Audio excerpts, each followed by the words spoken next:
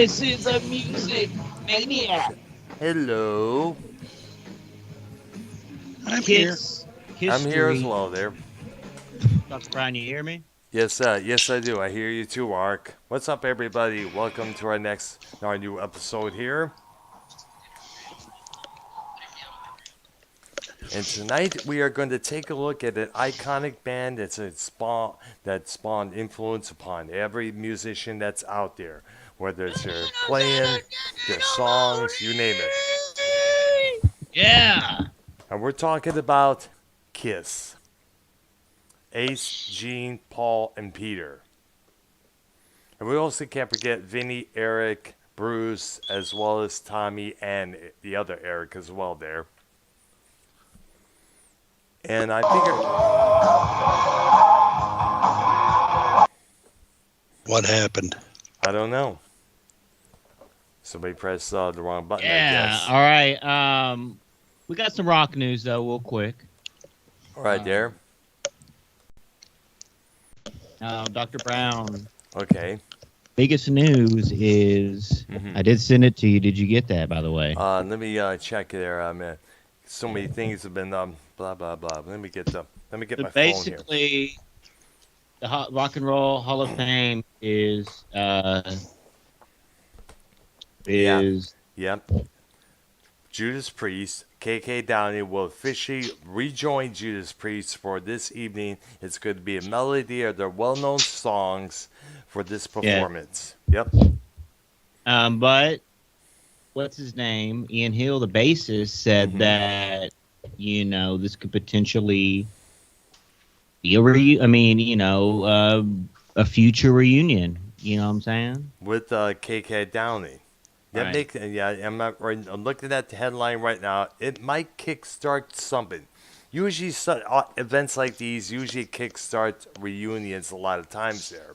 You may remember back in around 2002, Rob Halford invited Ian Hill and KK to attend his parents' wedding anniversary. And that's when he started talking and hanging out again. And they also got together for a meeting at their old record label, Columbia Records, to talk about the Metalworks, not really Metalworks, but it was a box set that they were putting out. And they decided, hey, we should probably do a reunion tour. Because if we don't do the it thing now, is, right, it makes sense because not Richie Faulkner, the other guy that's replacing Glenn, basically. I mean, Yeah. Richie really does. Glenn, Andy Richie does Sneap. Glenn and KK's parts. He That's really does true, like yeah. 85, 90% of the of the stuff. Yes. But it'll make because that other guy, what was his name again? Andy Sneap. Yeah, Andy Sneap. He's like a producer as well. Like he has a real, you know what I'm saying? So. Look, I mean, we'll see what happens. I mean, this Rock and Roll Hall of Fame thing, it's going to be, I don't think it's going to be live. I think they're going to record it, and that's what it's saying. They're going to present it later, but Yeah, we'll that's see. how they usually do it at times there, yeah. But they're going to do a medley, so obviously they're going to do, Hellbent for Leather. What songs do you think they're going to do medley wise? Well, they'll have to do Breaking the Law, of course, Living After Midnight, obviously, there. Because, I think they'll throw in Green Man Alicia as well because they said they're going to get 8 to 9 minutes of medley, so it's going to be, probably 1 to 2 minutes on each song. Yeah. You figure obviously the big three radio hits, maybe Headed Out to the Highway. Got another we'll thing see. coming. We'll see. I mean, look, Alfred's doing Screaming for Vengeance on this new tour, so they might be doing Screaming for Vengeance, one of the big tracks like that. But, It's good. I mean, look, no one's bad mouthing anyone, so that's a start. That's That's good. good I there. Yeah, mean, because originally KK, it was going to be KK kind of started it, I heard, but really, when it boils yeah, down to it, it's a lot. I mean, Sharon Osbourne is Ozzy's manager, but it's a lot of these people's managers that are the end of the sour deal. ones that Yeah, don't want to make things happen. exactly. I mean, even look. I mean, we'll even discuss this. We're going to have to just split this up in tomorrow too for the Kiss stuff Yeah. because even the Rock and Roll Hall of Fame with Kiss, it Oh wasn't the yeah, it was a long time for them to get well. No, I'm inducted saying in there. like Yeah, I'm saying they had issues. It wasn't the original. Yeah, Ace and Peter didn't perform. They didn't have no performance. They exactly. had They zero they live. just accepted awards and that was it. But we'll get into that, the beef with Kiss and all the members and everything later. But on this Yeah, KK thing, I mean, this is big. This is good stuff. So we'll see what happens. This Rock and Roll Hall of Fame. It's confirmed they'll be in. that's good. Um, Good. obviously they're not. They're gonna have to promote that if KK does join Priest again for live touring, Hmm. because they're working on a new record. It'll be out Yeah, probably in 2023, 2024, but they're gonna have to promote that as KK's back in the band, yeah. and they can't just throw him in on a tour they're already having with Andy y- Sneap. Yeah, Andy Sneap already rehearsed and all. You know what I mean? It's exactly. kind of a thing. So we'll Unless they see. unless they It's can they exciting. keep Andy Sneap and add KK back in and have it keep Priest as a six menu like Iron Maiden did. That'll be interesting. Yeah.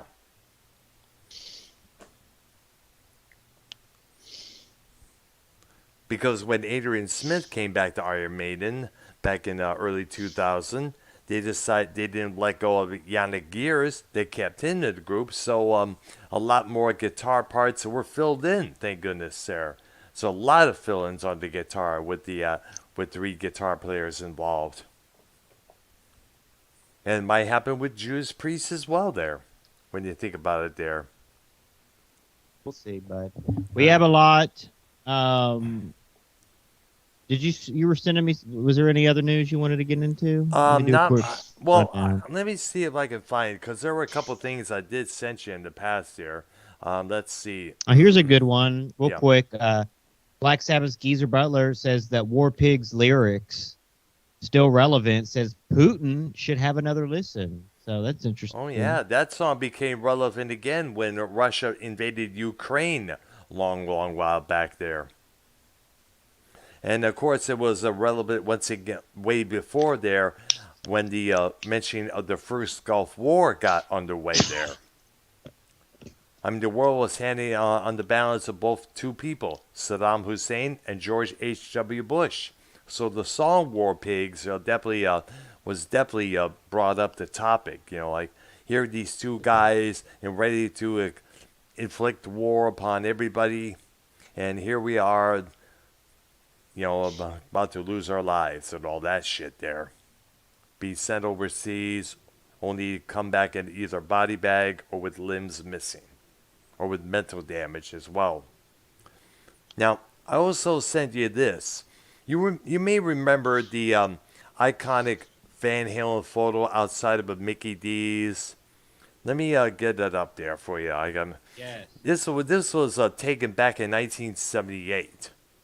Believe it or not, when he was on tour with Black Sabbath. It was the iconic photo of Eddie Van Halen and David Lee Roth standing underneath a McDonald's arches on a wintry day that had been installed in the place where the photo was taken. Now, fans have become familiar with Richard Upper's picture since it was shot during the two Van Halen members' promotional tour of 1978. Upper had been sent to join them on the limousine as they capitalized on interest in the band's debut album released that very year. As the opening At the opening of a brand new restaurant in the same location, Upper recalled the story, telling West News magazine, "We were driving from a radio station, KSHE, down Watson, and we saw the Mickey D's sign, McDonald's. We were already hungry. They said, 'Let's go, guys,' so we did. We got our meals," he continued. We were walking back to the limousine. I looked up to the sign. I said, Eddie, we can't leave without taking a shot of this with you guys. He's rubbing through his bag trying to eat because he's really hungry. He and Dave get the picture down right underneath the sign. I take a lot of pictures. This was the best one, he said. Now, the current owner of the Crestwood franchise National Restaurant, number 71, confirmed it was the first McDonald's in St. Louis, Missouri, as possibly on Route 66 when it opened in August of 1958. Nolan Rhodes explained that the original building had been replaced soon after the Van Halen and Roth visited that place. That building was recently knocked down to make way for a state-of-the-art establishment with the famous picture now on display. He added that there was another point of local interest. That's how he met the photographer said that's how he met his wife and became a proud father of 4 children. Yay! So that to commemorate Eddie's passing 2 years ago this month, and also to commemorate the legacy of Van Halen, as we did a couple weeks back on one of our shows there, they decided to post that picture up as people could eat their Big Macs, their milkshakes, their French fries, and look at that photograph and realize, gee, Eddie sure loved his Mickey D's there, I guess you could say. Huh. So obviously, that photo is now it's now iconic, very iconic. Exactly. Huh. Okay, so let's get to the main subject here. Unless you have anything to report on, YR. We're good to go. All right, good. Tonight we're going to be talking in the distance. What's up? He must be off in the distance. Again, yeah, I see you here there. So, we know who the heck Kiss are. It started, I believe, in New York City in the early 70s. They came as the band Lester, correct? Wicked Lester. Wicked, yes. They recorded an album that never got released, unfortunately. They decided, basically put together a new band, come up with a new gimmick. Each one wearing face paint of their own design to match their own personal personalities. Gene was into monsters and demons, so he became the demon. Ace was into science fiction and that, so he became the spaceman. Paul Stanley saw himself as a star child, so he became that. And of course, Peter Criss saying that he felt like he had 9 lives, so he became the Catman. So they released their first record, I believe, in 1974. They signed with Casablanca Records. They're releasing a couple other albums, Hotter Than Hell, with that iconic, story behind the slow down shoot. Now. We're gonna start with the first album. Mm-hmm. Okay. All right. Which was self-titled Kiss, correct? Yep. Correct. Yes. 1974 was the year on that one. Yep. And let's see what songs are on that real quick. Well, we know Strutter is on that one. Deuce is on Very that famous. one as well. There. Yep. Oh, Nothing to Lose, Firehouse, Cold Gin, Let Me Know, Mm-hmm. Kissin' Time, Deuce, Love Theme from Kiss, Yep. 100,000 Years, Black Diamond. Oh yeah. Wow. Absolutely. All on that first album, which Right. they pretty much play all those songs on their sets. Absolutely. Yeah. All the instruments. It's a pretty big look. They have a lot of look. So I started listening to Kiss. I was, let's see, Mm-hmm. I'll be 7 or something. Yep. Now that CD I had was the Kiss Double Platinum, Yeah. It was a compilation. which has pretty much all those songs on there. Yep. Uh, I remember the TV advertisement. Their label president Neil Bogart, introduced this album. It said Casablanca presents Kiss Double Platinum. And it was a platinum album cover there, and it wasn't really all platinum, but you get the idea there. It was a compilation, and it was a good marketing scheme there. So now the original Friends, it was Paul and Gene. Yeah, that's Okay, right. they were out of New York. I believe all the guys were out of New York area, New York City area. Then what happened next, Brown? After so they met. They got and they got a, Was Ace and Peter together? Like was Ace and Peter friends first, and they met up with Gene and Paul, or how did? I think they put an ad out there, and I guess Ace and Peter answered them, and they decided they did a little interview, a little session there, and I guess they got the gigs in the band there, you know. And for what I understand, Kiss were not that professional musicians, whereas Steve Howe or Robert Fripp, they were just basically 3, 4, or 5 chords type of guys there. And that was about Almost it. like AC/DC. Pretty Almost like much, AC/DC. yes. It's simple to play. I mean, they were Gibson and Marshall guys. And also Pearl Drums guys as well there. They used to I mean, advertise obviously. that. They used to advertise that Paul. on their album. Back in their album. Hello. What? Can you hear me? Hello. Yeah, I hear you. I'm trying to say mention this. Real quick. Washburn, Ibanez, and I believe Silvertone. Yeah. Of course, it's Paul Stanley as well over the years. Yeah, Guitar. but that was later Very on. Yeah, later on, very important, but mostly Gibsons. Yeah. But really, that Iceman Ibanez he used a lot too. Yeah. That Iceman in different versions. There's another one that's the broken glass one. Yes, it's like I've broken seen that. glass Yeah. one, which is really cool. Yeah. Expensive as hell. Ark and hello, Ark Hello. and Yeah, I'm Dr. here. Brown, Dr. Love. Yep. That's Are what you a Paul? Are y'all Paul or a Gene guy or an Ace guy or a Peter guy? Well, I'm pretty much all of them. Well, now if you had to pick one, and then it's a two-part question. If you had to pick one, and then the other question is vocally wise between which I mean there's songs with all of them singing. Obviously, Peter, Chris, Beth, Hard Luck Woman, and then Ace with Shock Me. Yep. That most of the songs are sung by Paul Stanley and Gene Simmons. So the other part of the question is, do you prefer the Paul songs? Do you prefer the Gene song? That's hard to say because they're both on the equally good basis. Got to pick there one, for me. Brown. If you have to pick one, I mean, look, I would have it's to hard say for that me Paul. It's hard for me. Like I'll start. It's hard for me. It's between Gene and Ace for me.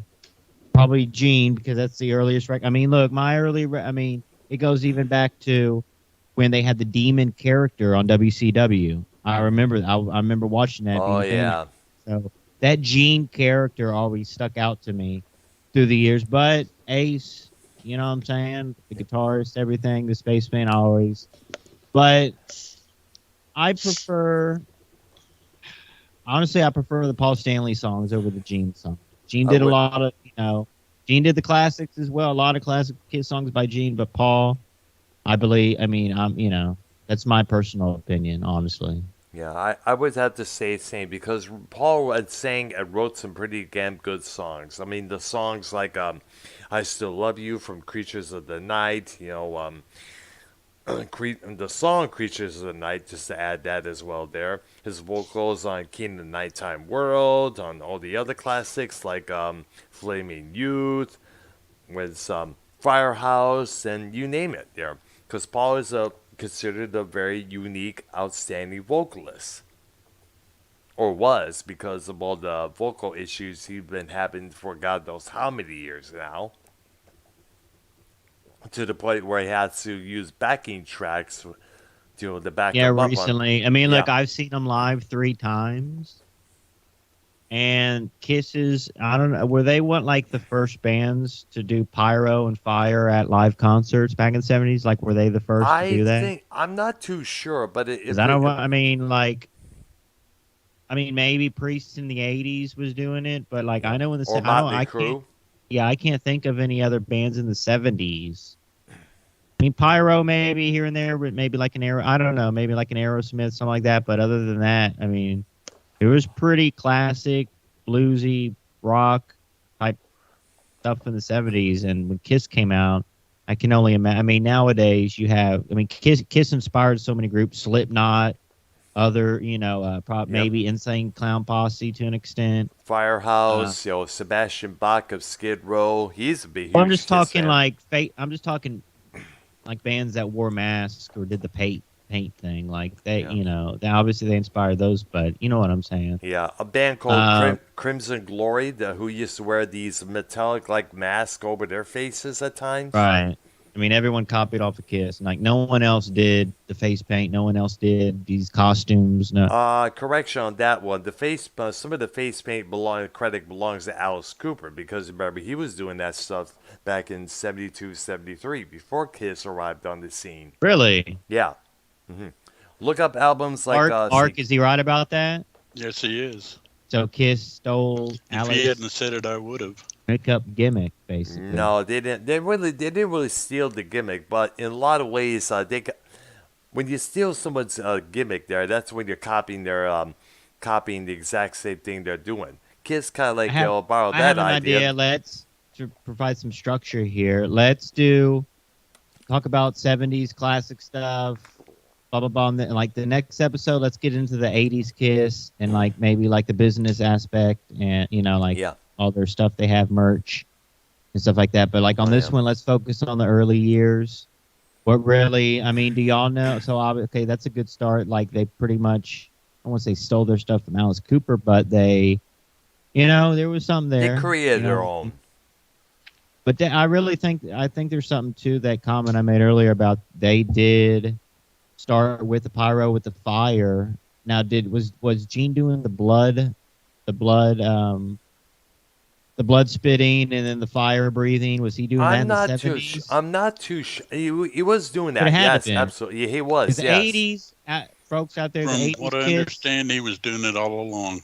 Yep. Well, the 80s Kiss, they didn't have the paint and all that. No, So, they I mean, they it's- removed the makeup to be a regular rock and heavy metal band. But Some Gene say did the 80s Kiss songs are a little bit more, there's more substance to structured. them. Yeah, yeah. Yeah. But But we'll get into that on the next episode. The 80s stuff and everything. There's a lot there. There's different members and all that stuff too. But Yeah. What was the second album? The second album here is Hotter Than Hell. The third one was Dressed to Kill. And the one that Well, came hang out. on, you're moving too fast. Hold Yep. on. So Yep. looking through the songs. Okay, Hotter Than Hell. Got, Parasite. Go ahead, got to John. choose Parasite, Going Blind, Hotter Than Hell, Let Me Go Rock and Roll, All the Way, And the story behind the bed. There was Watching You, Mainline, Coming Home, Strange Ways. Art, you didn't answer real quick. Wait, what character do you prefer and what vocal do you like, Gene or the Paul Well, song? character-wise, Gene Simmons, vocal-wise, Paul Stanley. Absolutely. Pretty good. All right. And actually, Gene Simmons as a person I like pretty well, too. Exactly. He's also a good actor. He's made appearances in Miami Vice. He had a role in the movie Wanted Dead or Alive with the late Rigger Halter. The Runaway with Tom Selleck. And also he did other movie roles just as well there. He was in the movie Trick or Treat. Did you In his reality ever show. watch, what was it, Crown Jewel? Family Jewels. Family Family- Jewels, I yeah, did- his reality I did- show. Yeah, I did saw that a couple of times there. Yeah, It was his almost like the reality Hulk show. Hogan one. Yeah. with his family. Except this one's much better. Now, Gene, he was on Deal or No Deal. Yeah. Donald Trump. Yeah. That's true there. Right? No, not Deal or No Deal. What was Donald Trump? Celebrity Apprentice. Apprentice. Right. Absolutely. But we'll get into all the business stuff with all that on the second episode. There's a lot there, plus the 80s. But looking at Hotter Than Hell was a good one. And by the way, false- I got to throw this in there. The story, there was a big the photo shoot for some of the back cover images of the album there with lots of different females. That was actually kind of turned into a kind of an orgy.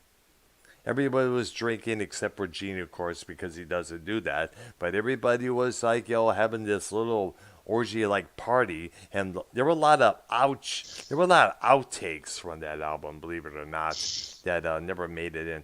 If they were to release that album, you know, Well, I think they were way ahead of their time because, yep, I mean, maybe people might see them like as cartoony or whatever. yep. But you got to think in the 70s, I mean, it was kind of hippy dippy ish. And when this darker, Sabbath was already out, Priest was already out by then, but Well, they weren't. Priest didn't. Priest came out in 1974, the same year Kiss did. Believe it or That's not. what I'm saying. Yeah. Like, I'm saying just overall in the early 70s, 74, 75, 76, that the darkness, you know what I'm saying? Like, it wasn't really, I don't know, like, it was there, but it was, you know what I'm saying? Like, a lot of bands took that in the 80s, your Motley Crue, others with the darkness aspect. Obviously, Alice Cooper with his on-stage stuff, blah, blah, blah. Kiss took some of that or got inspired, whatever you want to call that, right? I mean, not to the extreme Alice Cooper was doing, but did Alice Cooper I don't believe anybody from Kiss ever hung themselves on stage. Did Alice Cooper did he spit fire too or no? Well, no, Alice Cooper didn't, but he did other things, like sang songs about dead babies and loving the dead. Right. But I don't think Gene and Paul or anybody else in Kiss would even go that far.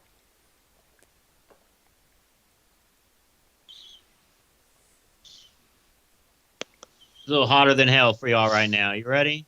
All right, there, yeah. Come on!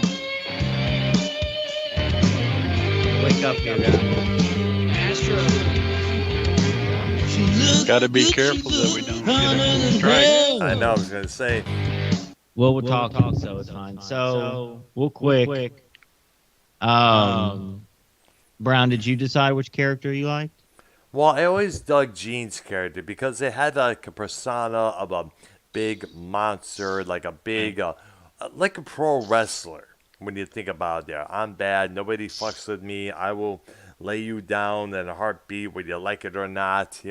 Which kind of like gave Vince Russo the idea to come up with the Demon pro wrestler character when in WCW when he was running that company. That kind of flopped. Of course, he really didn't get over. No, they're really that much there. I know they. I recently heard because Eric Bischoff. I still listen to Conan's podcast, Disco, but Eric Bischoff was on there. I believe it was him, and he was saying, they paid Kiss because Kiss performed a live set. He there. did. I remember watching it there. That's when the Demon came out, and made his debut. I don't remember if that was with the original band. It was.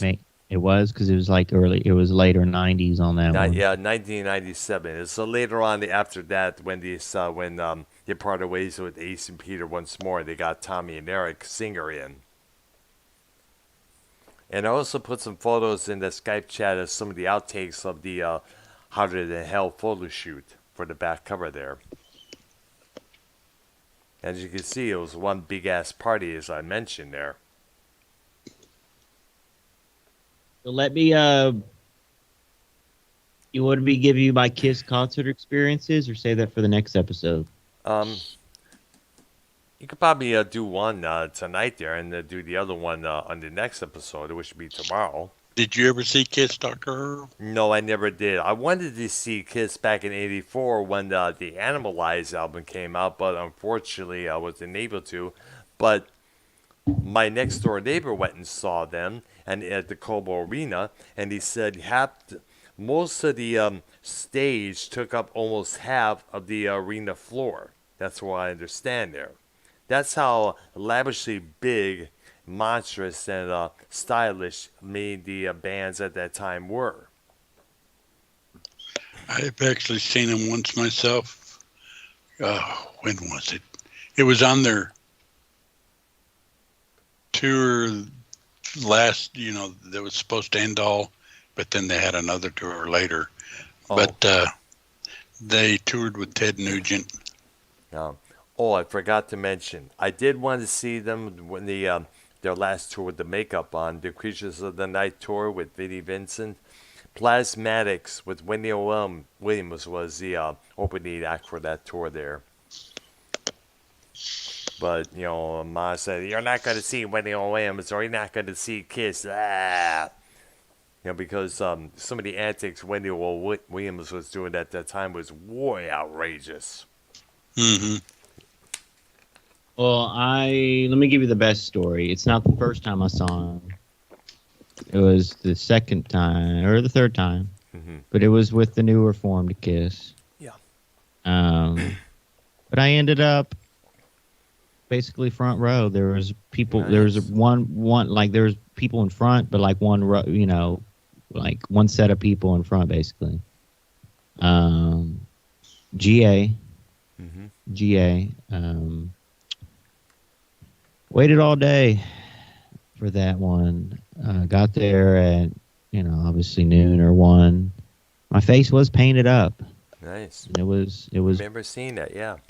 I don't remember. Or I did that a couple times, Dr. Brown. I did that a couple times, but painted up as Peter Criss. That's the easiest one to do. Just Peter Criss face paint. I believe a Drowning Pool was opening. There was a couple of other artists. It was kind of like a 4 or 5 other artist thing. Then, waited, hung out, blah, blah, and inched my way up front finally before they started. This is when the iPhone 3 was out. So I don't know why I didn't take any video. I don't even think my phone had video at the time. I think it was only pictures. Pictures. Got a couple of those, actually. Y'all seen them. I'm sending in the chat real quick here. But yeah, I got a pic from Paul Stanley. I don't have it anymore, but I got one. This is an actual picture I took. From the best view of the house. I did, I lit a J. You know what I'm saying? Right. And, by that time it was nighttime. I mean, they played the whole thing, blah, blah, blah, blah, blah, blah. You can't really beat that view, and you know what I'm saying? Yeah. That's why I never really tried to go see him again, because, you can't really beat that. Oh. I can't go detail like I remember from yesterday, but, it was obviously a milestone in my life, and you know what I mean? Yeah. Seeing that, but very memorable. That was 1 out of 3 times. I'll tell about the other times later, but let's dive into the third album here. Okay. Dress to Kill, correct? Yep, that is. That's where it all on the front. One of my favorites. Real quick, Brown. One of my favorite albums, because when you listen, I don't know, sometimes when you go to concerts, you might rediscover a song you forgot about. This was the case with the song Rock Bottom. Yeah. I saw that Chirpy show. They did that song, and amongst others, that I was like, oh, yeah, it's a fucking good song. Bro, there's like the first album that you said, Ark, that's a set right there. They can just do a concert with that set, but there's others, like on this one and the last album, that are, it's much like Priest, AC/DC, Sabbath, and Iron Maiden. They have Kiss has a huge influence song catalog, basically. Okay, this album has Room Service, 2. Yeah, what the heck happened to my eyes? I can't tell what that says. 2-timer. Oh. Ladies in Waiting. Getaway. Rock Bottom. Come On and Love Me. Anything for My Baby. She. Love Her All I Can, and of course the infamous Rock and Roll All Night. Yep. Did, So did Destroyer follow this one? Yes, it did. Actually, the real first quick, live album. she is a very, very is.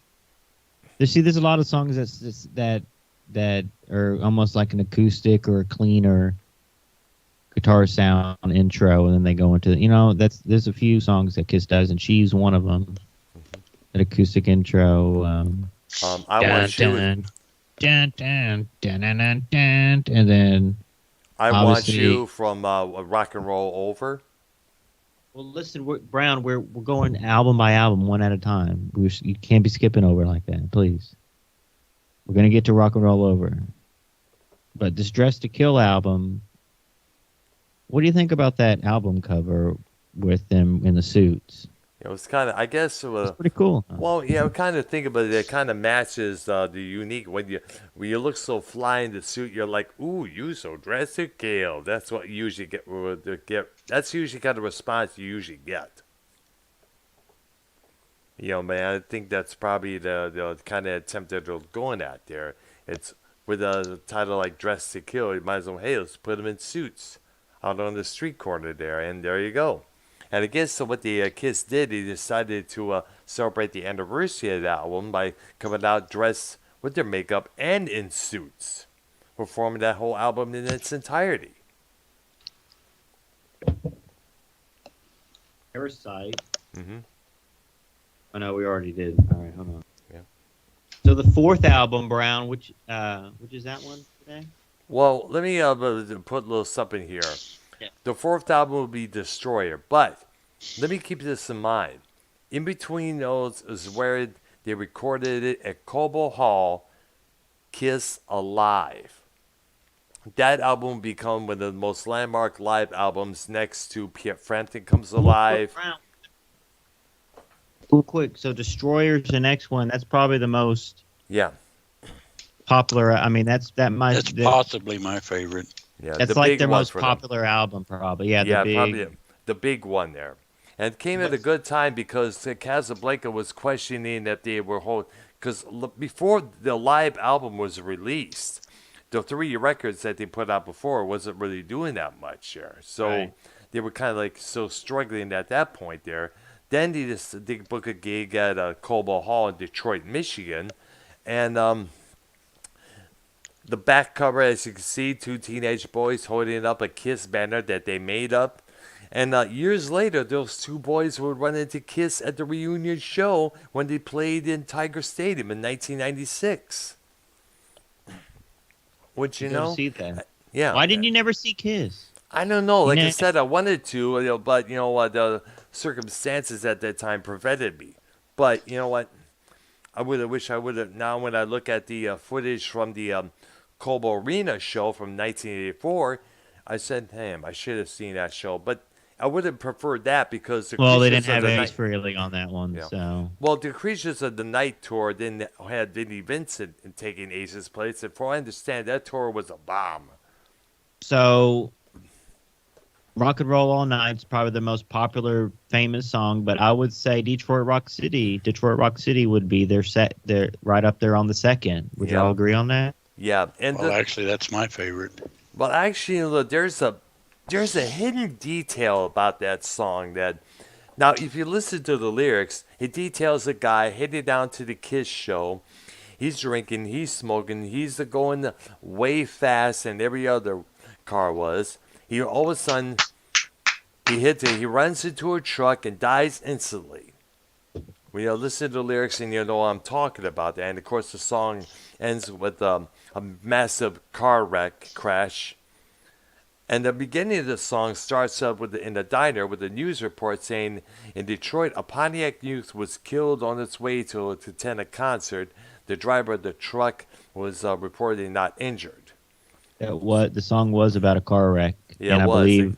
Yeah. I believe it was about people going to a concert, though, driving to a concert. Have you heard of that one? That's what the story was, but it was just one person, not a group of people there. And I guess what I understand, the members of Kiss heard about that and they felt bad, and they kind of like wrote that song in a homage to that guy, while also paying respect to Detroit for embracing them. Because you look at the back cover of Live, the first one, Cobo Hall is packed. Lots of people, no empty seats anywhere. So Detroit, Michigan really embraced Kiss like they embraced the Jay Giles band. So definitely, when the I Well, remember, what about go ahead. Art? Art? Hmm.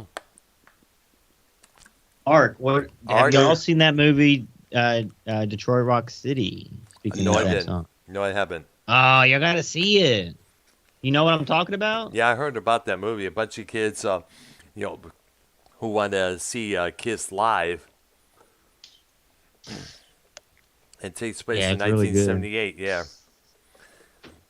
And there was one of the teachers, I understand, was like opposed to this in them seeing kids because they were regarded as demon worshippers. In fact, there was a rumor that was around the rumor mill saying that the words KISS stood for Kings in Satan's Service, which we all know is not true. But then again, that's how most parents and Christian fundamentalists were regarding that stuff there, saying that they're demon worshippers, otherwise they wouldn't look like that. Blah blah blah. Look at the back cover. Look at the cover of Destroyer. Everything's in flames. Blah. But then again, they were doing that to everybody else, including Black Sabbath and Emerson, Lake and Palmer, and Led Zeppelin. Yo, y'all gotta watch that movie though. It's really good. Right there. One movie I advise you not to watch is Kiss Meets the Phantom of the Park. Ark said it best. Well, I do consider. Do you consider yourself in the Kiss Army? Well, not really that much. I mean, there were a lot. I was more No. of the Kiss. I was more of the Kiss Army in the '80s there when they took the makeup You were off. never like. Y'all were never like. Bro, cause like Eddie Trunk is a huge. I mean, amongst others, like bro, they're like y'all were never huge Kiss fans. Like I wasn't. No, I liked their that? stuff, but I I like- wasn't like a huge fan. Same here. Yeah. I mean, it's one of those things that I liked them, but I liked other bands better, that sort of thing. As well, yeah. I was the same way with me. Back around the early '80s, I was big on Black Sabbath, where I was on Kiss. In my teen years, there that was. seeing Kiss and they're like doing their thing. Like that didn't like shock you. Like oh my god, dude. Like what? You know what I'm saying? Like that never. Well, yeah, but it didn't. I mean, it didn't like shock me or anything. It was like, okay, this is different. It is, yeah. The first time I saw heard music from them was on a thing called the Paul Lynde Halloween Show. And remember Paul Lynde from the Hollywood Squares, the voice Yeah, of the the Bennett Living. Square. Yep. He was like a regular on that program for decades until his death. And let's not forget him, he was also a voice actor on many Hanna-Barbera cartoons, including the Hooded Claw in the Perils of Penelope Pitstop. But Paul Lynde had his own Halloween special there, and Kiss was one of the artists performing on that show there. And you know what? I enjoyed it like crazy. I liked it. I liked this group there. See? They sound pretty good there. And Well, then later It's on, simple songs. It's Yeah. simple songs. It's some might say it's cheesy or campy. It's Ark's word, but it was simple. It was. I mean, it's rock and roll. It sounded like what I'm saying. It's good classic rock and roll, but that's not what it was about. It was about the stage show. It was about. I mean, really, a big thing was who are these guys behind this paint? That was Yeah. another thing. Like, what do these guys really look like? Obviously, in the yeah, 80s. that was a All that, big man. thing. That was another big thing. People wanted to know what they looked like underneath all that. And whenever they went out in public without the face paint, they would cover themselves with bandanas around there. They kind of like the mask that COVID people- mask. Yeah. So, the- like, we'll get into. I know you know the story, Brown. Yeah. We have to mention him. Mhm. That person. Speaking of, who are these people? What do they look like? About that time, But I believe it was after they revealed their faces. Yeah. That imposter, that Peter Criss imposter. Oh my gosh, I Saying remember that, him. you know what I'm talking about? Can you tell the story for the people? Yeah, the story is a dude named Chris Dickinson. He was apparently the story was he was homeless at that time there. Tom Arnold, the actor who used to be with Roseanne Barr years before that, he was a Kiss fan, and he thought that was Peter Criss. And then later on, the Star magazine printed out that Chris was a homeless, and it turned out, and it was all bullshit because I look at this guy and it's like this does not look like Peter Criss.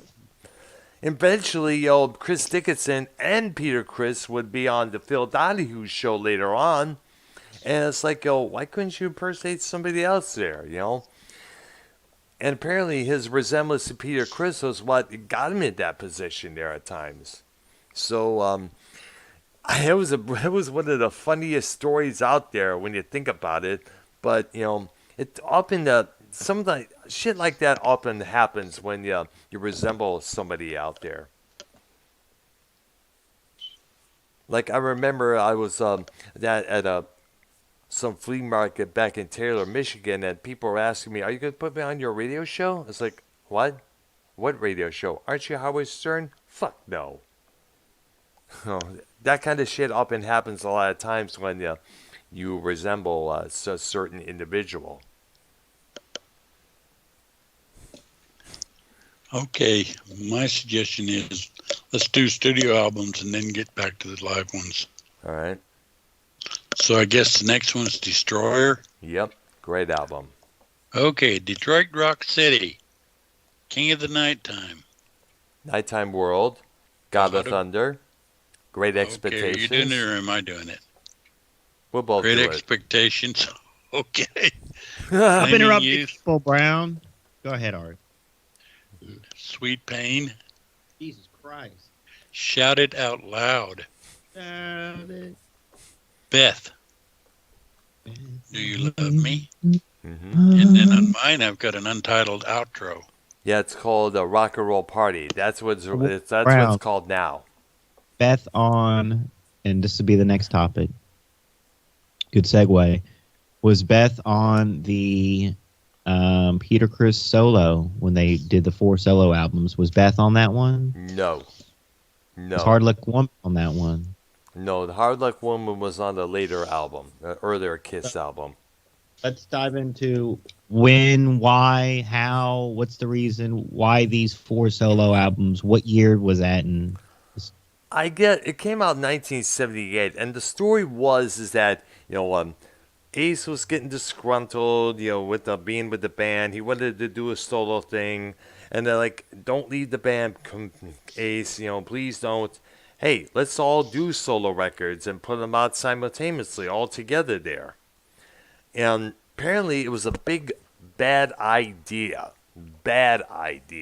because I don't think any of them did well. Yeah, exactly. Well, it was like a out joke. of any of them? So what songs out of any of them are?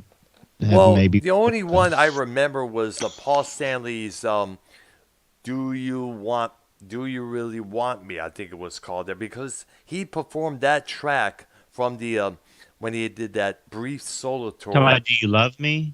No. Okay, No, so different. Yeah, exactly. He performed it, "Do You Really Want Me?" Or I forgot the title. It's been so long, but that song was performed during Paul's brief solo tour in later 1988 when he played the Ritz in Roseville on Friday and Saturday. And pretty damn good show there. Yeah, I did have that. I remember in elementary in 4th or 5th grade. I did have I was obviously a replica, but it was a lunchbox. It was one of those aluminum lunchboxes of those 4 faces of those albums. It was pretty cool. I had that, but all right. So no really songs. I wonder. That was interesting though, right? No group. See, no group has ever done that, and obviously it was a failure. But there's so much to There's so much here because it's when you listen to the songs, it's like, all right, like it ain't like, I mean, the solos they're cool. Ace Frehley solos, everything. It's another one of, I don't know if y'all mentioned last week, but Paul Stanley is another one of those guys that played guitar and sang. Yep. Right. Yeah, absolutely. So there's just so much here. Obviously, we're going to get into their later years on our second episode. But what's that album after Destroyer? Well, I think it was Please. Rock and Roll Over. Rock and Roll Over. Mm-hmm. Let me go down the song list on that one. What year was that? I think it was 1976 or 77, I believe. Oh, very nice. 1976 or so. Mm-hmm. And they pretty much came out with an album every year? Pretty much. That was the thing For a back then. while. That was the thing back then. Artists had to, whether it's Aerosmith or Van Halen, came up with albums each year. It was an album tour cycle that they were repeatedly on at that time there. Right.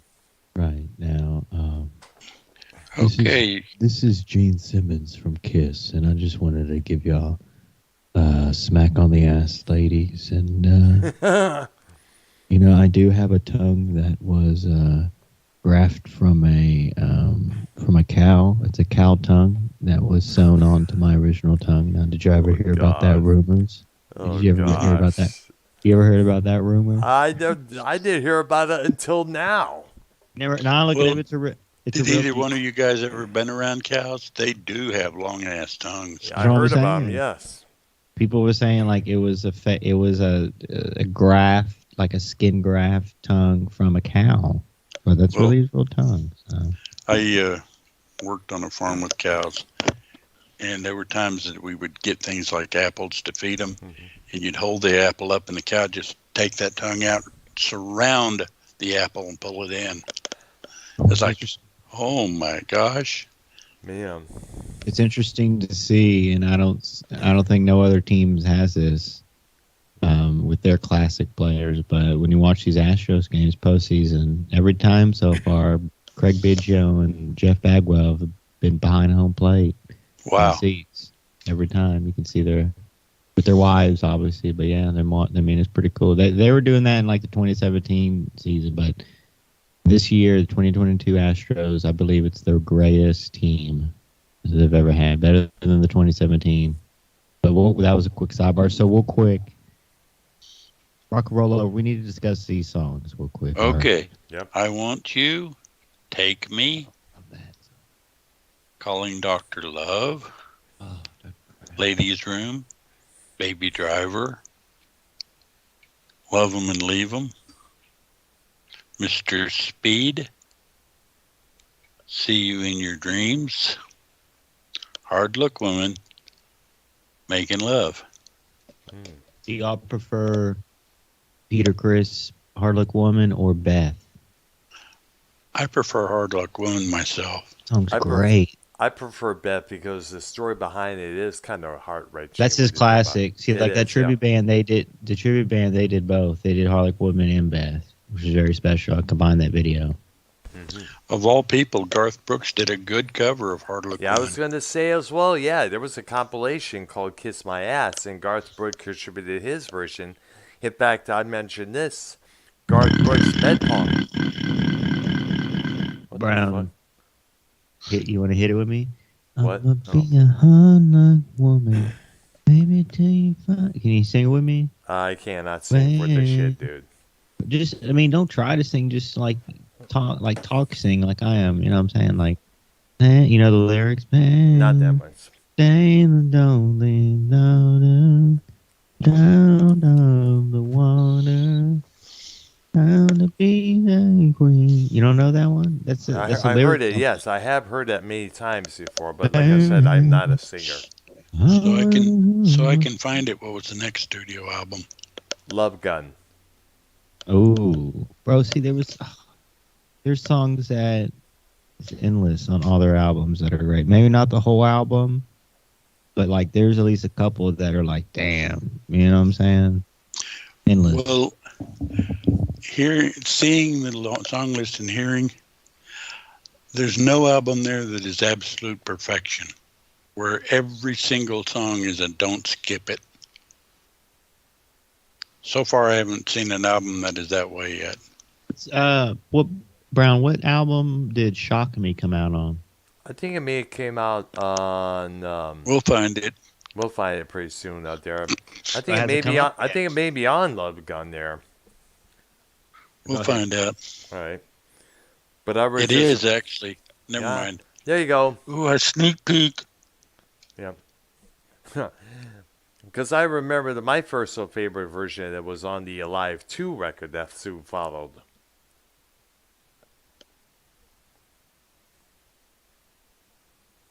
Okay. Are we moving to Love Gun? Yes, we are. Okay. The song list is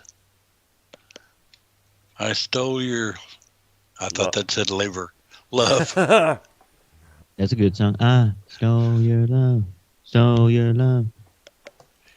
Cheating 16. Christine 16. I know. Yeah.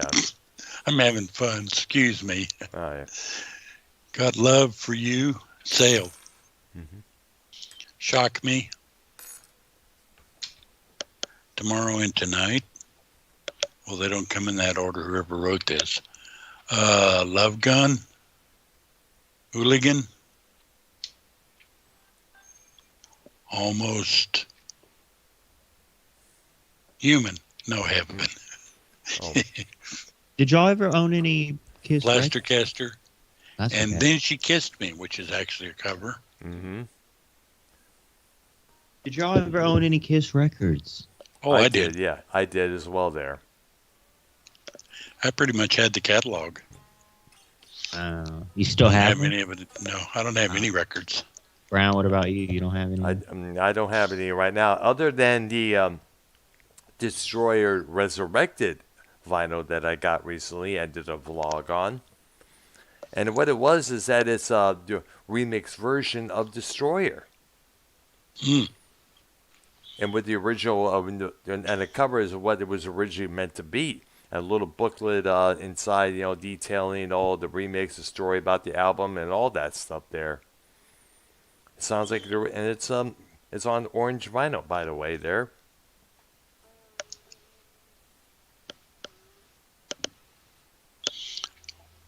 What's the next studio album so I can be looking for it? I think the next studio album would have to be Dynasty. Think you're supposed to know. Yeah. Well, it is Dynasty to be exact. There, the one with "I Was Made for Loving You," that disco hit. Okay, you're giving it away.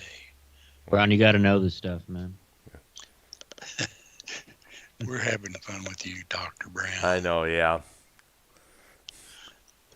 But are we done with? Done with the albums? No, we got the more. One we just did.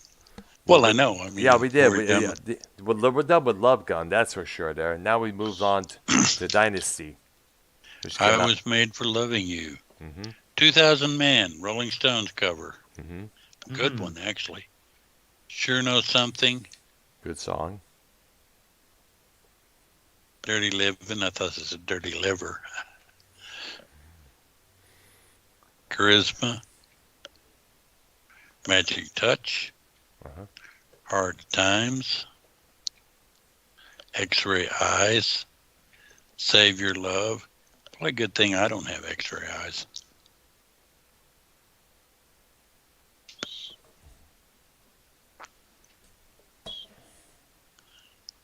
Okay.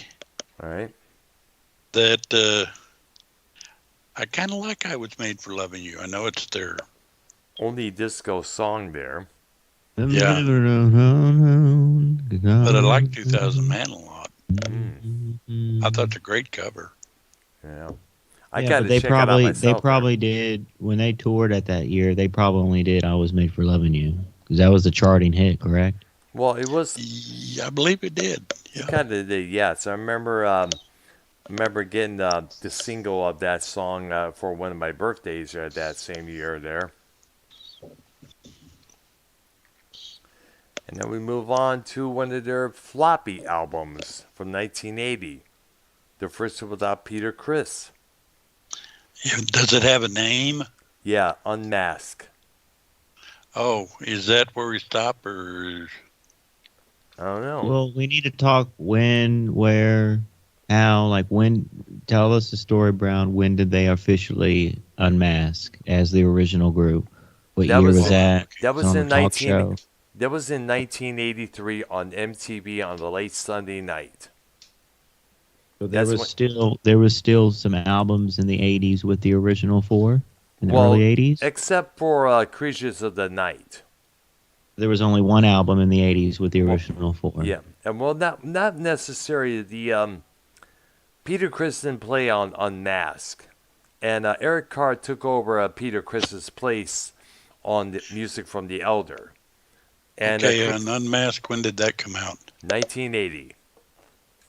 Okay, then this is a good stopping point All right. for the studio albums. Mm-hmm. Then I want to get to the two live ones. Well, actually, there are more than a few too. Okay, 3 live ones. Let me look on the list here that they have here. Let's see.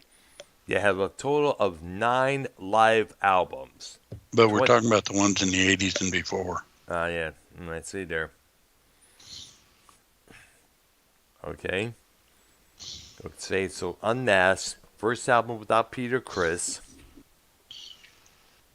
because he was let go Brown, at did this you tell time. the story? Brown, did you tell the story when they unmasked and all that? Yeah, I just did. Yeah, they unmasked themselves. It was Gene and Paul. Vinnie Yeah, but wasn't Vincent. it on like a Jerry Springer show or some No. Phil Donahue? Or No, Jerry Springer didn't exist at that time. I'm saying, was it on a TV show or something like a It was TV on- talk show? No, it was on MTV. It was about 11 p.m. Eastern time when J.J. Jackson, made the announcement that Kiss had finally revealed themselves underneath the makeup. They showed Paul, they showed Eric Carr, Vinnie Vincent, and they finally saved Gene for the last. That's what everybody wanted to know what he looked like. That was the main one there. And that's when they did the interview. They said they would be touring without the makeup just as well there. And that's when they debuted the Lick It Up video as well. Into the live albums with Hold it. Ark. Are we going to do Unmask and then go to the live albums? Yes. Yeah, let's do that. But Okay, we're gonna is save the that '80s. you? We're gonna save most of the '80s for tomorrow night, though. Right. Yeah, definitely. Part Does 2. that include Unmask or not? We're gonna do Unmask tonight. Yes, because Yeah, let's do that. I was going to say, Okay, is that you? Shandy or Shandy or whatever? Shandy, wait, yeah. hold on. Unmask was with the original 4, correct, Brown? Ace No. Frehley on guitar. Yeah, Ace Frehley was on the guitar there, but Peter Criss wasn't. He was not on drums. No, he wasn't. No. Okay. There was a lot of issues with him going at that time to the point where he decided to leave or he got booted out. Talk to me. Mhm. That's the next song. I didn't mean, yeah. Naked City. What makes the world, and then I got 3 dots. Oh. Romance. 2 sides of the coin. Well, is there a third? See So Everything. Easy as it seems. Torpedo Girl. You're all that I want.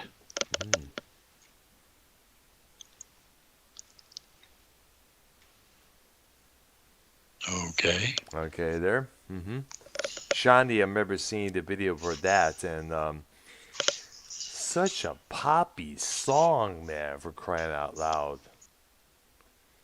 Of course, at that time, Kiss had watered themselves down because a lot of young boys and girls were starting to get into them. A lot of their parents were taking them to see shows, and kids were like, "Oh wow, this is like better than the Super Friends there."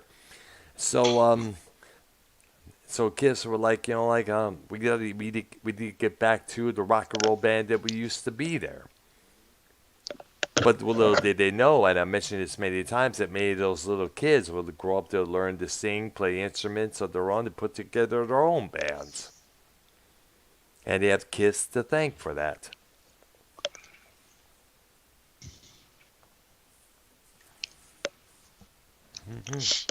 Here we go. Arknolia. Well, when Kiss came out, I was already a young man. I wasn't in my teens. Oh man, I know. We're talking about, of course, we're talking about kids about 12 or 13 years old at Right. that time there, who were discovering the very first Star Wars. Yeah. Okay. Want to talk about the Alive album? Absolutely. This is the one that, News. Okay. yeah, this is the album that helped them put on the map. And apparently it came at a great time because both Casablanca and Kiss were on the verge of going bankrupt until Live came out. Became a big hit and put everything back into place where it's supposed to be, man. Brown, you got to change your profile picture on your thumbnail because you put the new Kiss. You got to do the original Kiss, brother. Come Well, on. I put different. I have a tendency to put different thumbnails, like I did for Led Zeppelin and Iron Maiden. I had Were they the first to do that side to side guitar thing with each other? That dance move? I maybe so there. If I'm correct, that may be. Remember, Kiss was about putting on the show. Putting it out. Saying like that choreography. When all three of them are going side to side with the guitar. Yeah, I see what you're talking about. Yeah. I believe they were one of the first who did that, if I'm correct there. If I'm not, correct me. Well, I'm going to have to see that because there were some groups doing choreography in the 60s, notably Paul Revere and the Raiders. Yeah. And all those Temptations and Four Tops type groups. Except they didn't have guitars. Is Yeah. that's one of our future next week topics, the golden oldies? Mm-hmm. Yeah, and I want to get specific on that, but we'll Yeah. talk about that in a minute. Right there. And obviously around Halloween we'll do our spooky songs. Yeah. And like darker groups, a Kiss obviously would be a Halloween group. Stuff like that. So Or better Like yet, God of Thunder. you know what? I got a better idea. Let's talk about the darkest Halloween music that could be used for Halloween. what I'm saying. Yeah. And I got a list. I got a record label here that could fit that description Like darker full well. shit, like darker stuff, bro. Like obviously your deeper stuff, but like Yeah. even you can consider like AC/DC and some of those songs, Highway to Hell. You can Halloween ish darker. But then again, that's too typical. I'm talking about brighter. I know, dead but now. you know what I'm saying? You gonna bring in the deep stuff. I'm gonna put in the typical basic stuff. Okay, I will do that Yeah. there. Oh, definitely for shizzle. And I'll probably bring in the lighter stuff. Yeah. Yeah, like the oldie. You mean like Monster Mash? Yes, Yeah. it'll be good around Halloween, but Yep. we're gonna take it back. We're gonna go back. Well, Halloween's to on a Monday, so we got to figure out how to do that. We'll do it the week before that. Yeah, I'm thinking What the is that? same thing there. Yeah. Is that Which next is week? actually, I think, next weekend. No. I think Where is it it? is. I think Yeah. it is. Okay, we'll discuss that tomorrow All right, there, definitely. And when we also have a chance to look at a calendar. right I mean, there. we can do. Is the oldies gonna be 2 shows or just 1? Oh, I figure it depends on how deep or what exactly you're talking about. Because the oldies can take up 10 shows. Like you were talking about Paul Revere and the Raiders, everything from the 60s. Yeah, We we're could 60, separate. We can a future show after that, obviously British Invasion, but we can just stick with the American stuff, your Beach Boys, whatever, like the basic Right. stuff. I mean, y'all have deeper stuff, but Right. Turtles, everything like that, but box tops. But obviously you can put in your Motown in there too, but it'll be probably multiple episodes on that one. But we got to fit a Halloween in. Let's do like Let's like, Well, we can do Halloween next Thursday because that's the, what is today? yeah, but what are Today's we going to do Wednesday. Wednesday? Yes, Wednesday the 19th, 19th. 20th. It'll be the 27th next Thursday. Well, what are we going to do that Wednesday to break into the? Let's do something Yeah. that won't take up a lot and won't break into 2 episodes. What are we going to do, Brown, on that one? We got a lot to do there. No, like let's pick a thing right now. All right, there. Like, what are we going to do? And let's see. Let's see. Tomorrow we're going to do Later, kids. Tomorrow, Yeah. Kiss. yeah, But Kiss, next Kiss Part 2. Wednesday, All right. next Thursday, Halloween. Next Wednesday, what are we going to do? Did you want to do? You want to do like groups of 2, or is it 2? I think you mentioned, give an idea about, you gave. I know you did the Halloween suggestion there. Let me look on the. That's going to be the chat there. Thursday, but Wednesday. yeah. do. Mm. Let's do just a regular. I mentioned this a couple of times. We're taking a look at all the record labels out there, past, present, and future. Whether it's Capitol, EMI, A&M, Island. All right, we'll do that, and then Ark would come. You can come up with a list of groups that those labels have signed. Yep. Now, there's a lot of record labels out there. Believe But me. just do a compact version. Just do like Capitol Records, maybe a couple independents. We don't have to. Let's do that for next Wednesday's episode. All right, there. And then Thursday is Halloween, and then the week after that, which is November, we'll dive into. We'll dive into Oldies. 60s. Yep. Going to the 60s. All right, so the live albums. Go ahead. Oh, sorry. Deuce, Strutter, Got to Choose, Hotter Than Hell, Firehouse, Nothing to Lose, Come On and Love Me, Parasite, Paradise. You said Firehouse is on there?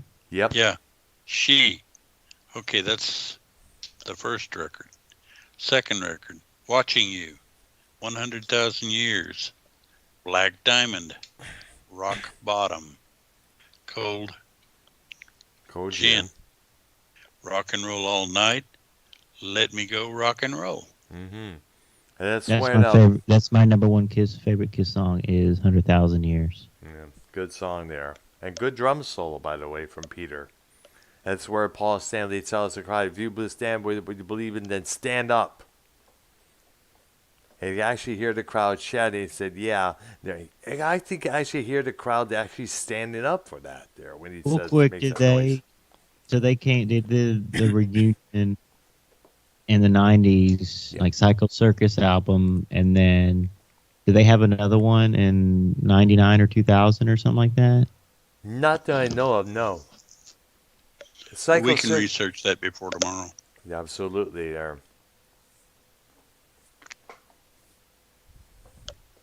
Right. When did they end their quote unquote reunion thing in mid 90s? Did it extend to like, when did basically the original band break up again? Well, I think it may have been broken up at the end of that first farewell tour then around 97 Like a there. circus? Yeah. I was pretty sure I saw the whole group. Actually, it was 99, if I'm correct there, when they decided toward 2000. When I did see him. Yeah. When I did see him, I'm pretty sure it was the entire original group. Wasn't it?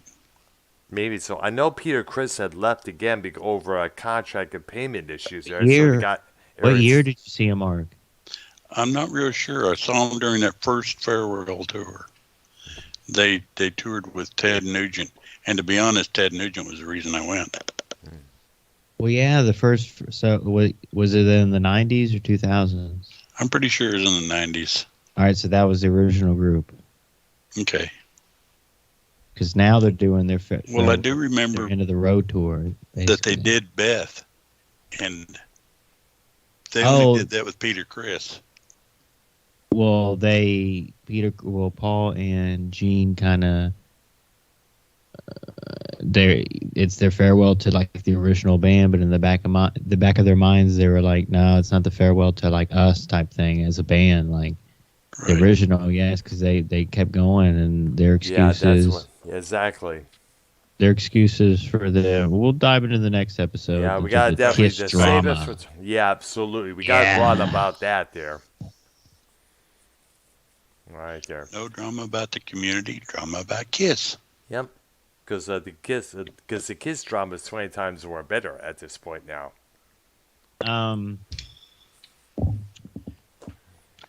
What was the big difference? And a lot of people say that Kiss Alive 2 was better than Kiss Alive 1, but Hmm. Yeah, we're both good. what was the difference between them? Set list? Songs? Okay, here it is. Detroit Rock City, opening song. King of the Nighttime, Ladies Room, Here was between the two albums. Make Love, Making Love, Well, Live 2 came out in '78. Love Gun, Calling Dr. Love, Christine 16, Shock Me, Hard Look Woman, Tomorrow and Tonight, Record 2, I Stole Your Love, Beth, God of Thunder, I Want You, Shout It Out Loud, All American Man, Rockin' in the USA, Larger Than Life, Rocket Ride, Mm-hmm. Any Way You Want It.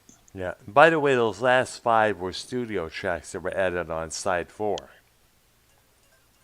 Including Rocket in the USA, which I assume is different from the John Mellencamp. I didn't know that was Rock in the USA. Yeah, I figured it was different. It was ROCK in the USA. That's what Right. it was. Mm-hmm. All right, there. So there we go. So I guess this concludes our part 1 of our Kiss discussion tonight, I believe. There. Ladies and gentlemen on the call, Foulmouth Ken. How you doing, Ken, brother? And then tomorrow night, we'll go into part 2. Yay. All right. A lot of stuff. I got a lot more to go into that one there. That's for sure there on this particular episode coming up. All right there. So thank you to YR and Arknolia. And definitely go check out Ark's Patreon, which is patreon.com/Arknolia. We did just the did a Superman Batman show. We're gonna do the Superman show next. next Yeah. next Wednesday there. It'll take me a couple of days to get it up, but you can join in the meantime. Absolutely, because Ark has a lot of interesting content on his Patreon there, worth checking out and listening to there. All right, there. We don't and listen, and we're no one's asking, but Ark, all the money goes and stays with Ark. You know, we're just helping them out here. So Yeah, because So- I'm trying to live on Social Security, and believe Yeah. me, that isn't good enough. I see there. It's understandable there. and Ark is a veterinarian. No, veteran. Veteran, yeah. What I meant, yeah, I wished I had been a veterinarian. a vet. I mean, yes. Dr. Brown, That'd been cool, Yeah. actually. Dr. Yeah. Brown, would you like to serve your country? If I wasn't diabetic and I wasn't too damn old, I cannot see myself the other side. Private Brown, get ready to the. Timmy, I gotta take an insulin shot first. Oh, God damn it! You know, I don't think the sergeant or the commander would put up with that bullshit. Yeah, I'm diabetic, but it's actually under control. I don't use insulin. Oh, like type 2, right? Yeah. Ah, I see there. All right, Sarah. So I guess that ends our program for tonight, and tomorrow Thank night you. we'll be doing part 2 of our KISS discussion there. We'll be looking at the 80s and controversies between their members there. All right, there. those different members. There's different members. Absolutely there. For Dr. Earl, YR, and Arknolia, We say, we say bye-bye. bye. That time For you're right, now. Ken. All right there. All right there.